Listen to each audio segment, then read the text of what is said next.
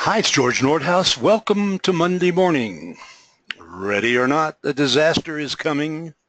That's not good news, is it? But it is. I mean, it's realistic. You know it, and we all know it. And we all just found it out in Louisiana. Well, I've got somebody from Baton Rouge, and you've heard of Mike Manus before because he's done other recordings for us.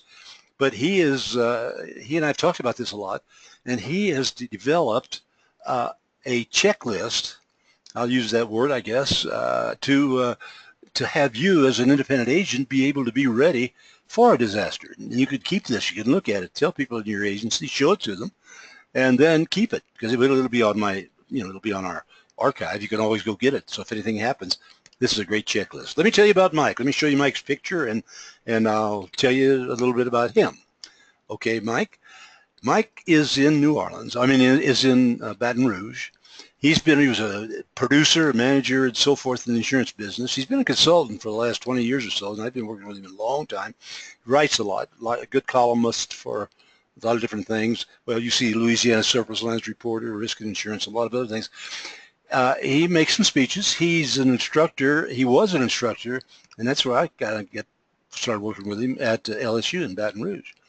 And you can see the other things that he's in. He's very much involved in a whole lot of things there in Louisiana. But one thing about it is that he understands what to do to go through this mess that he's just had. So, Mike, what do you think? George, thank you for the introduction. One correction, I live in New Iberia now, not Baton Rouge, and I'm glad because the house I owned in Baton Rouge probably took 5 or 6 feet of water. We drove by to see it. Oh my God, where's New Iberia? I don't know. New Iberia is at the instep of the boot. If you look at Louisiana as a boot, look at the instep about a few miles away. Okay, I know where it is. A few miles north of that, and that's where I live. How far from Baton Rouge is that now? 63 minutes from my back door to the bridge. Roughly speaking, huh? 63 minutes. We're high and dry where we are. There were several people who flooded in New Iberia. Yeah. But George, on Friday evening, the 12th, or Saturday morning, the 13th, the rain started. And 2 days later, many people had as much as 30 inches of rain. Some had as little as 24. God. The devastation is incredible. Livingston Parish, Denham Springs, 75 to 90% of all structures are totally destroyed. Oh. So when we went to sleep Friday night, we knew we had heavy rains coming. I don't think anybody anticipated this, and that is the nature of disaster. Wow. And once you start in it, it's too late to figure out what to do. You better have planned ahead. You know, I think of 30 inches in a day or two. That takes 3 years for us to get that. Seriously. Yeah. Unbelievable. Go ahead. All right, George. This is a line I use often. When one thing is different, it's change. When everything is different, it's chaos. And at the times of a crisis, you're going to be in chaos. So forget your to-do list, carry it with you, but you're not going to be thinking like you do on a normal day at the office. That's for sure. What do? Hunker down or innovate? Wag Dodge was fighting a forest fire in 1949.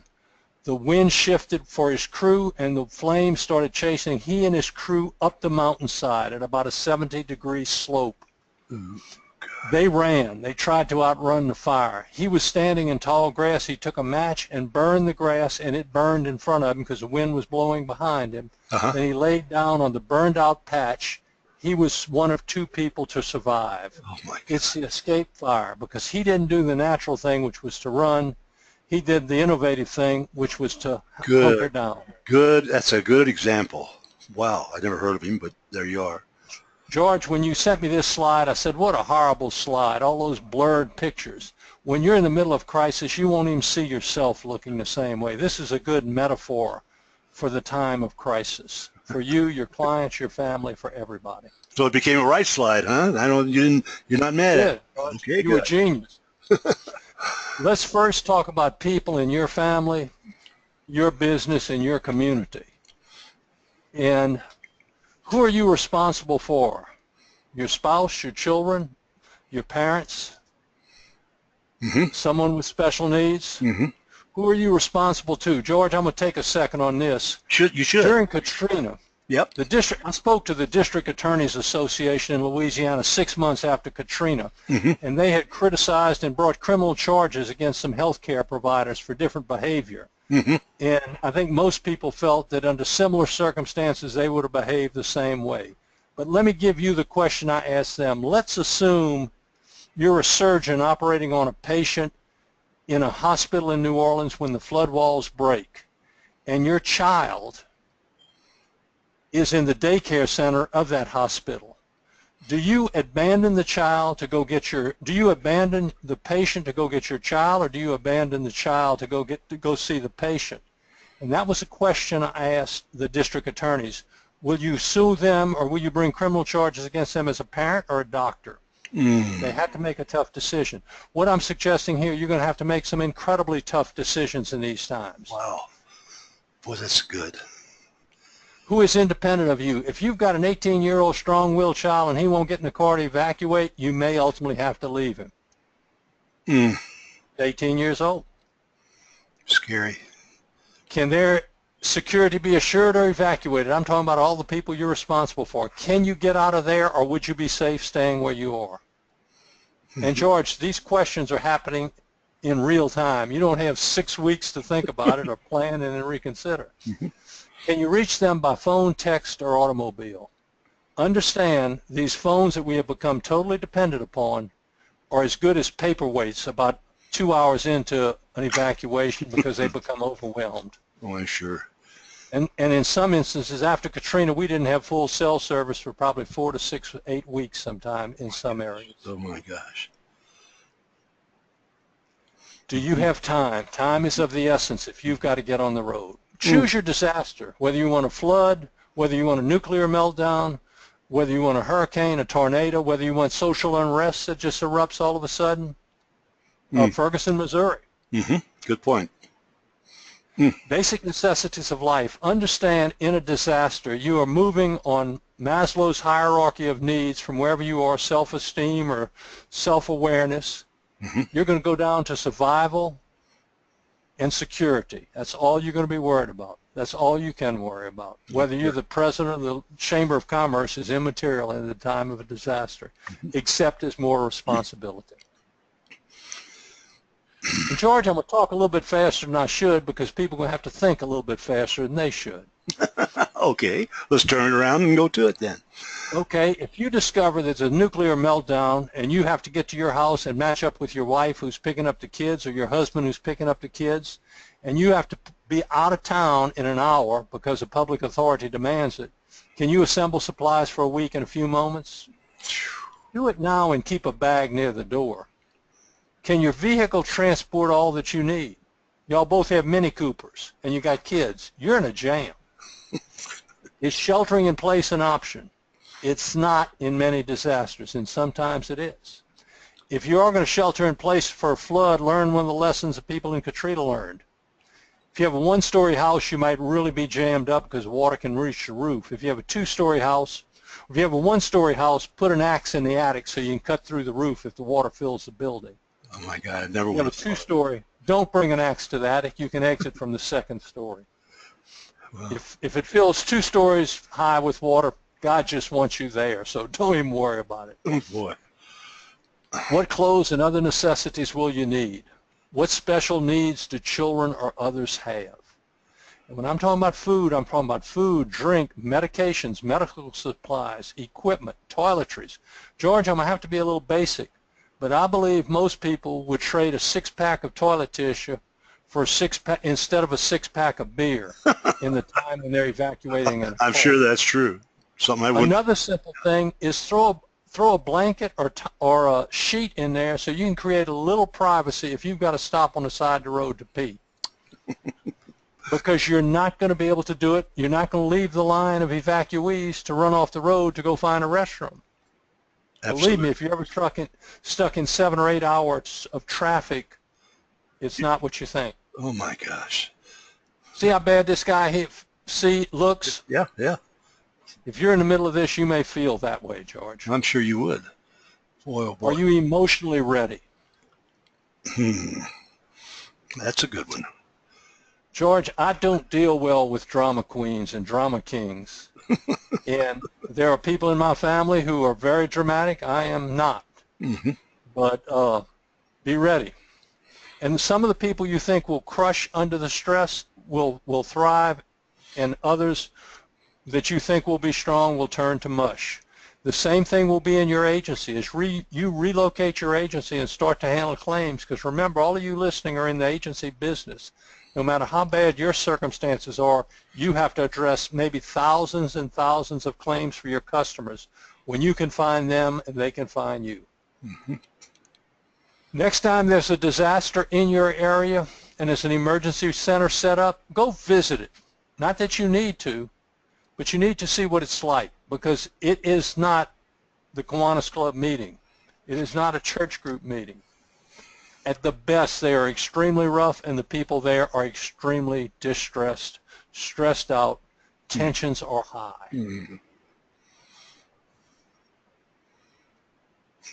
Can you protect yourself and your family in chaos? Will you? George, I'm not trying to create a political debate on this thing or anything else. Mm-mm. What are you willing to do to protect your family? What are you not willing to do to protect your family? Are you willing and able to do that? Mm. We've seen chaos occur in the streets. I'll take you back to New Orleans post-Katrina. Everybody watched it, but nobody wants to talk about it. If you were there and could not get out, what are you willing to do? Mm. Can you balance your own reason and emotions? Or whoever is in charge of the family, if your spouse is stronger than you, put her in charge and let her call the shots. You're not going to have time for debating issues in most instances. Mm-hmm. What else? What else? What else? George, in Louisiana, when we evacuate for hurricanes, we don't have cars, those 4 cars coming in the opposite direction. We contraflow. To get us out quickly, we have learned that you have to send both lanes of traffic in the same direction to evacuate. And so, but that's an example of how bad the traffic can be. If you're on the interstate, you're on surface streets, it may be worse. But know your community. Should you get on the interstate to evacuate, or should you stay on the surface streets? If it's a flood, it might not be possible to be on the surface streets. Mm-hmm. Scary. Where can you evacuate to? Will that location be impacted by the same crisis? George, in 1993, Hurricane Andrew hit Florida, and then about 3 or 4 days later it hit Louisiana. Mm-hmm. I find it ironic somebody from Louisiana might have evacuated, somebody from Florida might have evacuated to Louisiana and got a worse hit in Louisiana than they got in Florida. Boy. You want to go away from the trouble or wherever the authorities will allow you to go. You will not be calling your own shots in a worst case scenario. I'm sure that's true. Is there gas in your car, George? You just saw the traffic on the interstate 2 slides ago. Wow. If you got 1/8 of a tank of gas, you're going to run out of gas on the interstate. Oh, God. Can you access a thoroughfare out? Do you have cash and resources to complete the evacuation? George, if the power goes out, credit cards might not work. Good It's going point. to be utter chaos. You better have some cash. Scary. George, something else I thought everybody should put in today in their console of their car a bottle of baby aspirins. I'm not being dramatic. This is stressful stuff. Baby aspirins are the most effective tool in American healthcare today. I'll be darned. There are more people being kept alive by them. If you start having chest pains and an evacuation, put one of those babies under your tongue and try to relax. Good idea. Where are you going? What's your first choice of escape? Is it an option? Is it not? Where you want to go may be equally damaged. Yeah. Going to Mama's house. Mama may have more problems than you got. Mm-hmm. And this is not an all-inclusive list. I can promise you anybody in Denver Springs, Louisiana would have traded their car that was, by the time they would have looked at this video, was 6 feet underwater for that sailboat. Because you could get around Denham Springs in a sailboat. Could get around in an automobile or that RV. God. How will you get to your safe place? Who will ride with you? Who will drive? Who's best able to deal with stress? George, if you're a hard-charging, aggressive guy, you probably don't need to be behind the wheel. Somebody who can follow in line might be a better driver. Could be. If you have more passengers than you have space, this isn't a leisure drive to the beach. You're going to be packed in. The tensions are going to be sky high. Should you all go in 2 cars? Is the big car that you use to bring the family the best car? Will it run? You can read these others. Go through this when you have more time. George will have it posted. If your car breaks down, can you repair it? Can somebody else help you? You'll be amazed to see the good Samaritans when you have these type of crises. Imagine that's true. You may also run into some bad Samaritans. I'm sure. Yeah. Can you sleep in your car if housing isn't available? We're not talking about comfort. We're not talking about comfort suites. If there are no options, can you sleep? Wow. Boy, I'm thinking. And that's all this is intended to do, George, to make everyone think. Take your worst case scenario and then make it worse than that and be ready. Who must you talk to and communicate with before you leave, after you're on the road, when you get to where you're going? Your cell phones may not be working. What can you do? And I'm going to say this, and I'll probably say it 2 or 3 more times. We are totally dependent on our cell phones. Most people don't have a blue book anymore that they have all their cell phone numbers and their mailing addresses and their contact information because we look it up on the cell phone. One of the brightest techies I knew came down to Delcombe, Louisiana after Hurricane Rita to help with all of his technology. He said, Mike, I could have just as soon come down here and done cave drawings because all my technology was worthless. That's correct. Mm-hmm. Have you ever discussed a crisis plan, where to meet in the worst case scenario if the communications fail? Well, that's a good one, I think. I never have done that. Never even thought about it. But that's Think about 911, George. Do y'all kids know, your family members, your employees know, if you need help and you can't reach anybody, we will always swing by here if it is still standing. You have a car charger. Wall chargers are useless if the power fails. I don't see many car chargers. Are there a lot of them? I'm talking about car chargers for your iPhone, George. I know you are, but I mean, do you see a lot of those? Like, well, I don't use an iPhone very much. So I keep one in my car. I rarely charge it at home because I'm on the road all the time. I got you. Okay, got it.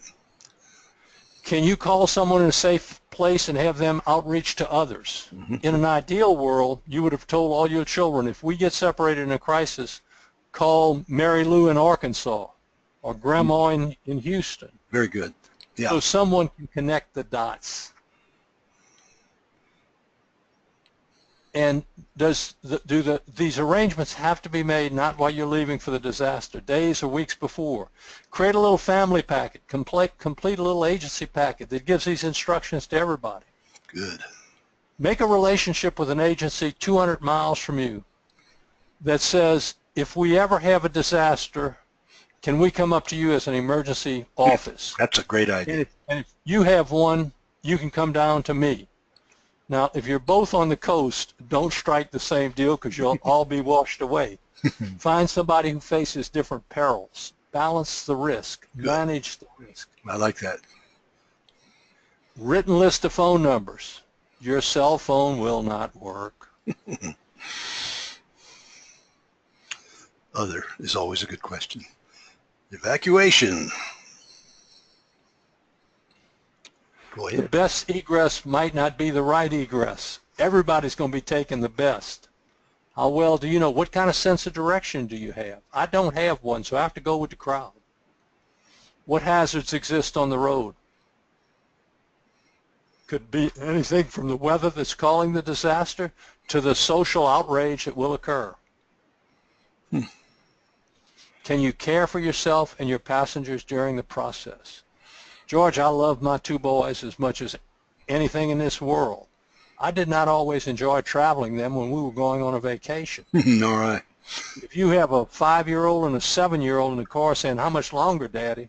in a disaster, Ooh. take medication. Oh, God. You have a map. GPS may not work. In all likelihood, when it gets in the height of it, it won't work. The system will be overwhelmed. What else will you need on the road? Will it be available? Can you pay for it? Credit cards may not work. Yep. Other. Every list I have that has 7 or 8 items, you probably can expand to 20 and then tighten it back down to 10. I'm sure. But do what's right for you. Now let's talk about you as an agent, you as an agency owner, you as an employee of an agency. I don't care how bad your troubles are. You are responsible to those people who have paid you insurance premiums for 20 years and nothing bad happens. They only paid you that money for this one weekend or one 4-week period when bad stuff happens. Your job begins when this disaster strikes. A friend of mine named Bob with a big New Orleans agency, he tells the story of how they survived. It breaks your heart. But he said, "Mike, we had to do what we had promised to do." Are you ready, willing, and able to deliver on the promises? Do your clients know in advance how to reach you? Now, in New Orleans, we don't have to explain this. They understand now that all evacuation, all civilization can be lost for 3 weeks, 4 weeks, 5 weeks. George, you want to hear an interesting story? I'll say I've heard it. But the dean, the chancellor of the LSU Medical Center in New Orleans left on the Friday before Katrina with 3 sets of clothes, planning to come back Monday and open up medical school. It was right at the beginning of the semester. He returned on Monday and realized the school would not open for years in New Orleans. He moved the medical school in New Orleans from their destroyed facilities into Baton Rouge in 6 days. Oh, my, what a story. I never heard that. Rented every theater in town to have classes and brought in cruise ships and anchored them on the river to have housing for the students. Fabulous. Your challenge won't be that great, but to you it will seem that great. Where can you staff your house? The story I told you about the man who left New Orleans after Katrina, he went to Baton Rouge because he had a Baton Rouge office, and he realized that second day there how bad it was going to be. He rented 6 condominiums. Oh, my gosh. Half a day later, there was nothing else to rent in Baton Rouge. I can imagine for his staff then. And he had 3 for the women and 3 for the men. Beautiful. And they set up office. They brought in a trailer with the computers. They did have their own Baton Rouge office that hadn't suffered much damage, so they had the technology connection. But here's the next thing, George. What binders, renewal, and changes are pending on your desk the day you leave? Oh, wow. If you want to get a flavor for this, Monday they'll be listening to this on Monday. Yep. Monday evening, when you leave your office after listening to this program, go back into your office and look at everything that's on the top of your desk that you would consider urgent or very important. Oh, wow. Then get home and assume you can never go back into your office again, or everything in your office has been destroyed. How do you deal with what you know is urgent or important? George, one of my beefs with our agency system is we tend to deliver renewals the day before to keep the competition honest, because we know if they see our numbers, they'll start cheating. Yeah. Is that fair to your client? Well, I don't think so. Okay, George, the greatest, in my opinion, the best decision Robert Woolley as Commissioner of Insurance made in the state of Louisiana when Katrina hit, he froze the companies on whatever business they were on. Because there were a lot of accounts that were getting ready to be moved, but the companies didn't know they were going to be moved. They didn't know changes were going to be made because everybody waited till the last day. Oh, wow. That was a great move. Think about it. Yeah, it was brilliant, wasn't it? Good move. Yep. What do the carriers know? What do your clients know? One of the things we did before Hurricane Andrew, I worked for a bank that had an agency. We posted information about the carrier names, mailing address, and phone numbers on the windows of the bank we taped it to the inside, facing outside, so if everything was destroyed, which pretty much was after Andrew, the customers could walk down the street, get that, and mail something. Well, you know, you can now. You'd have it on the internet. It'd still be there. What? George. No. They don't have internet. What? If they're in the disaster area. Well, no, but their internet's still running, and their website is still somewhere. What? The internet wasn't running in New Orleans. I know. I'm just saying. Oh, well. Oh no. Oh, you mean the other people couldn't get in the internet because there was no internet? That's right. I got you. Okay, I believe you. You know, more I hear you on this thing, the more. Because George, we think of life when things are comfortable. I know. When one thing is changing, George, here everything is changing. Well, George, the nearest an adjuster could sleep immediately following Katrina was Birmingham, Alabama. Oh wow. Oh man. Okay, I believe. Go back and look at some of those video clips. Yeah, scary. Chaos, combat. Are you hoping for the best but prepared for the worst?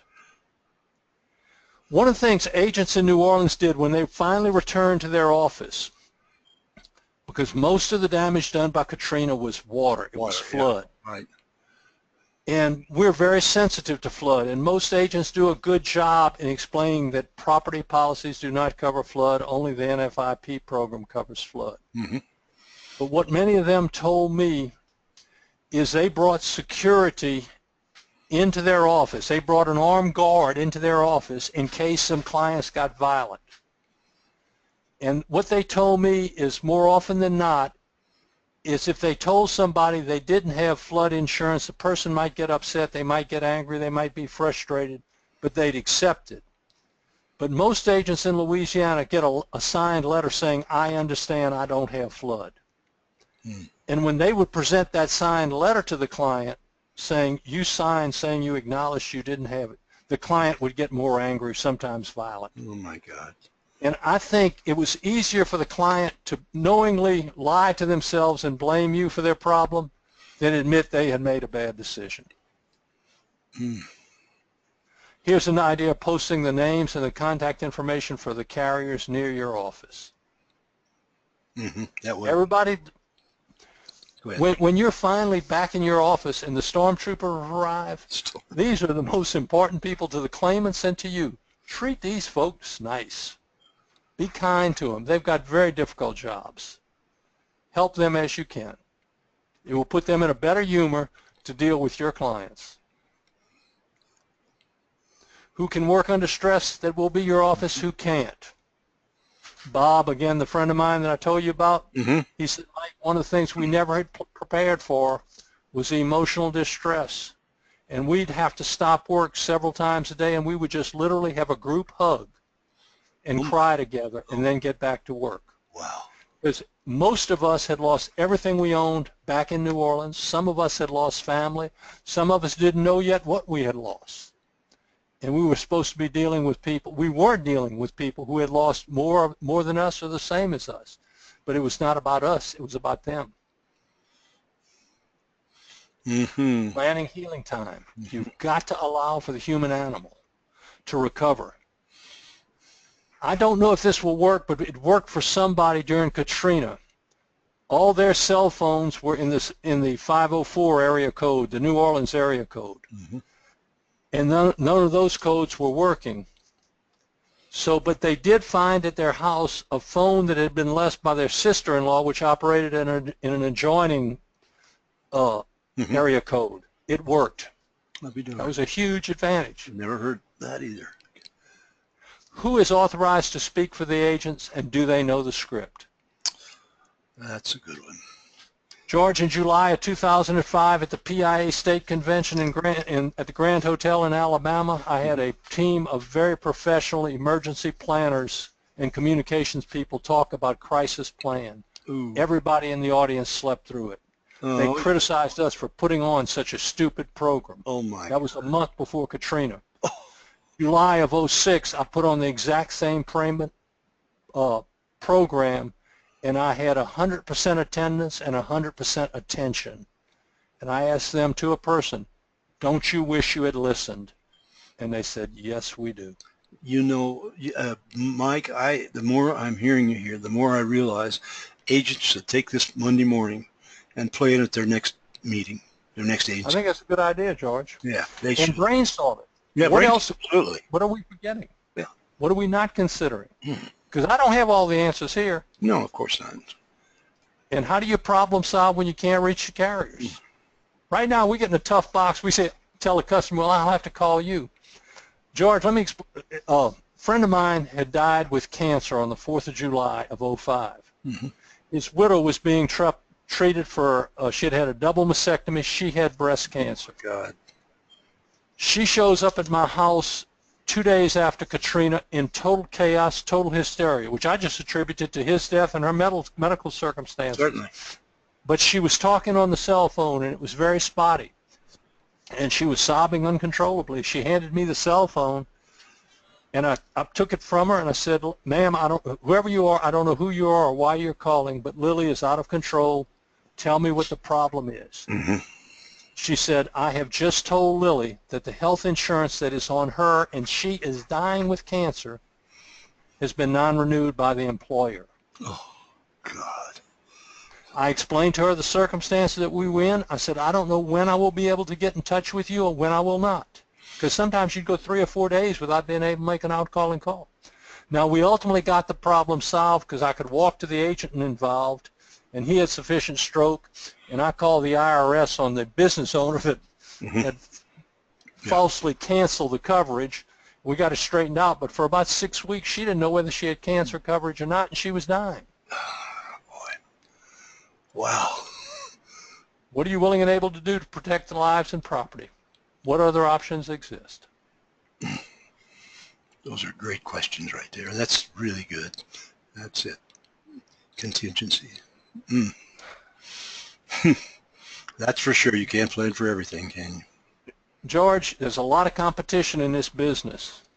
Tremendous competition. And when you're selling, you run into it all the time. If you treat people right in the time of a disaster, you put yourself in a preferred position. You build memories and you build a brand. There's a very good young agent I like a lot in Baton Rouge. The past week he has done nothing more than strip sheetrock, muck out the building of his largest client. Good. Good story. You can't put that on a proposal form that I'll come and muck it out better than he did. Be aware of people melting down, having a difficult time dealing with it, whether it's in the car with your wife or your husband and your children, or whether it's with clients, or whether it's the people you're moving in with. Remember, if you've got 5 people living in your house and all of a sudden 5 more move in, your world's not going to be too comfortable, even if you haven't had any loss at all. For sure. What else? What next? What if? Yeah. Other. Keep questioning. Question everything. Wow. That's great, Mike. I love it. Here's some memories, George. Oh, That first picture is New Orleans. Yeah. Second picture is Joplin, Missouri. Oh, yeah. Ferguson, Missouri. Oh, brother. God. That's the California wildfires. Oh, yeah. And this is an overhead shot of, I think that's Livingston Parish. That's where 75 to 90% of the homes are destroyed totally. And 75 to 90% of the businesses are destroyed totally. Ooh. Right there, put yourself in the house. Pick the nicest house you want. What do? Your agency is a building on the left-hand corner there. What do? It's too late to think through it then, George. Oh, man. I urge everybody. You can say this is the biggest pile of crud you've ever heard, or it's the best thing you've ever listened to. It is immaterial. Draw up 4 or 5 scenarios and brainstorm them, and then say what's needed, and then reality check your brainstorming process. That's beautiful. And George, here's the 3 principles of risk management. Don't risk a lot for a little. Don't risk more than you can afford to lose. And don't measure your chance of loss as a statistic. Measure it in terms of the consequences if it happens to you. Don't hold me to these numbers, but I think they're right. We understand floodwaters, and 12 inches of rain will flood a lot of our communities. So people that flood in 12 inches of rain probably had flood insurance. People who had mortgages probably have flood insurance. But people who have never flooded don't have flood insurance. because they measure the chance of loss as a statistic. It's never happened before. Now they're learning. They own a $500,000 home that is totally destroyed. They don't have any insurance for it, and they're 70 years old. Mm. Wow. It's reshaping lives, George. It certainly is. You know, and then here's my disclaimer, because I'm always risk managing. I don't blame you. They may help you. It's no guarantee. But just think, be prepared, stay calm. And somebody in Arizona who you know, George, told me it'll never happen here. I live by a mountain, this, that, and the other thing. Mm-hmm. George. Yeah, it Nobody. can. Yeah. Remember, Hurricane Katrina did virtually no wind damage in New Orleans, Louisiana. The levees breached. That was the problem. Yeah. So the hurricane was gone when the damage started. And a nuclear power plant meltdown is one we haven't dealt with for most places, but that's a huge one. Tornadoes, windstorms. The climate is changing.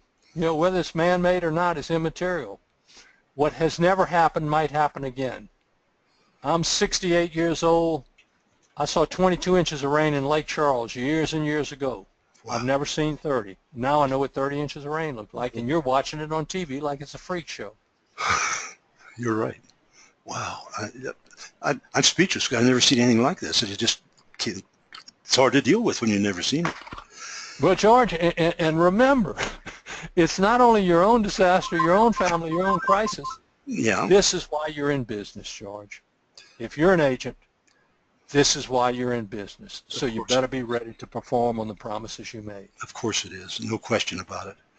I understand exactly what you're saying. Well, I'm going to tell you, Mike, I've heard you speak a lot of times. This is the best I've ever heard. This is going to be a classic. It's going to be a classic for Monday morning, and I'm really proud of it. It's going to be a classic for some flood insurers I know and people like that, you know.